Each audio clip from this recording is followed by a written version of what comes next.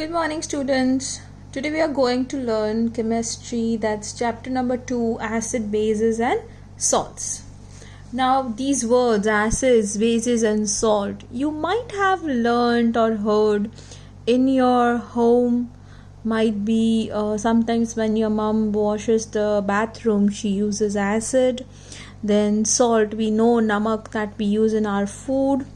And base, obviously base is something which you would have hardly heard of, but some bases are used in our daily life as well, which we will go through in the coming chapter.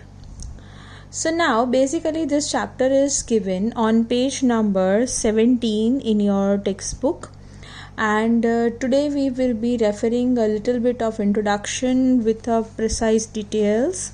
And apart from that, we will also learn much about acids today. So our focus for today is acids. Before going to it, let's come to the introduction part. Now, just imagine that you have been tasting lemon. These lemon, how do they taste? Normally, lemon is sour in taste, and it is difficult for us to bear that sourness for a longer period of time. Okay, so we can conclude that lemon, they are acidic, because I'll tell you few characteristics where you can indicate that this is acid and this is base. But for that, I'll be shifting to my reference book. In the last zone, I'll explain you how much we learned today from the textbook. Okay. Yeah. So acid, base, and salt. As I said, our chemicals are being divided into 3 basic groups: acid, base, and salt. So basically, if you talk about acid, the basic characteristics of acid is it is sour in taste. सार मतलब खट्टा, और base है वो bitter in test मतलब कड़वा. Then acid जो होते हैं वो लिटमस पेपर को रेड से ब्लू करते हैं, नहीं, ब्लू से रेड करते हैं. अब मैं आपको एक चीज़ में I try my best that in my every lecture I will teach you little bit about also how to write the paper of science, right, because that is necessary.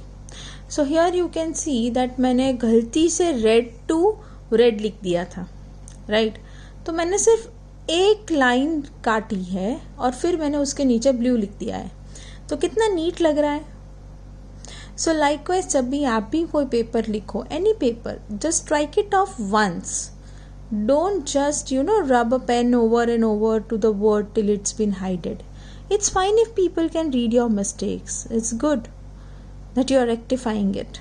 Okay, so maintain neatliness. Okay, moving to acid and base. So basically ये जो litmus paper है, it is of violet color, और ये जो violet color है, अब वो generally violet बोल सकते हैं, लिटिल बिट ऑफ ब्लूइश भी होता है. तो वो अगर एसिड, जैसे आपने ले लिया लेमन जूस और उसको उसमें आपने ये लिटमस पेपर डाला, तो it will turn to red. Opposite will occur in base. अगर जैसे बेस ले लो NaOH, NaOH is sodium hydroxide. You can also take this soda, baking soda, so that you can also take. और उसका जो solution है उसमें आप ये स्ट्रिप डालोगे लिटमस पेपर की, तो it will turn from red to blue. अभी ये लिटमस पेपर क्या है? So litmus paper, as you can read, it's an indicator. It's a natural indicator. Why natural indicator? Basically ये जो लिटमस है वो हमें मिलता है लाइकेन में से. अब ये जो लाइकेन है, it's a type of a plant and it belongs to Thallophyta. Okay, so ये जो थैलोफाइटा है उसमें से हम निकालते हैं पर्पल कलर का डाई, और फिर उसमें से बनाते हैं litmus paper. So I show you how it looks. वो पतला सा स्ट्रिप ही आता है. So you can see here it's been given कि ये ब्लू लिटमस पेपर है और रेड लिटमस पेपर है, दोनों आते हैं. So one is for knowing the acid change, one is for knowing the base change. अगर लिटमस पेपर में कोई भी कलर नहीं है, मान लो थोड़ा सा येलोइश टाइप का है, जैसे ये कलर है, तो देन वो अपने आप रेड या ब्लू इंडिकेट कर देगा. ठीक है. So basically litmus paper is a natural indicator. अब ये तो नेचुरल हुआ, हमारे पास केमिकल इंडिकेटर्स भी है. तो केमिकल इंडिकेटर्स कौन से हैं? So apart from litmus we have methyl orange and phenolphthalein. Make sure आप फेनोफ्थलीन का स्पेलिंग अच्छे से लिखो. I just make you see that कि फेनोफ्थलीन का स्पेलिंग क्या होता है. See, in a section of indicators we have 3 indicators: litmus,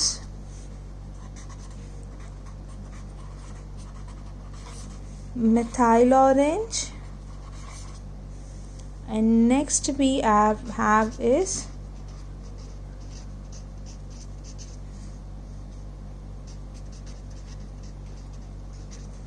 I write the spelling one more time of phenolphthalein. It's PHENOL.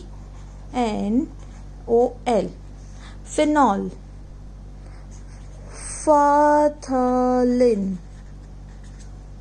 Phenolphthalein. So this is what phenolphthalein is. It is also a chemical indicator basically. So now normally हम लोग litmus paper use करके acid या base का पता लगा लेते हैं, लेकिन when we are carrying an experiment where we need to actually know that whether it is acidic or base. जैसे कोई आप सॉइल का पानी ले आए, that is a soil sample, तो अब उसमें कैसे पता चलेगा? और अगर पीएच में बहुत ही मतलब बहुत कम डिफरेंस है तो इट्स डिफ़िकल्ट टू नो. हाँ, रेड और ब्लू से ये पता चल जाएगा एसिडिक है या बेसिक है, पर कितना एसिडिक कितना बेसिक वो तो रेड का कलर जितना कंसनट्रेटेड होगा उससे ही पता चलेगा ना.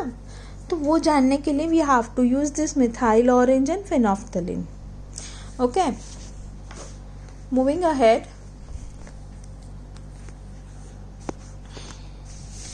तो आप एक काम कर सकते हैं. There is also an experiment given in your book where there are an examples given of the several acids which you can take, और उसमें फिर आप ड्रॉप डाल दो. जैसे HCl है, H2SO4 है, that is HCl is hydrochloric acid, sulfuric acid, then nitric acid, then you can take lemon, then you can also take lime, that is citrus fruits.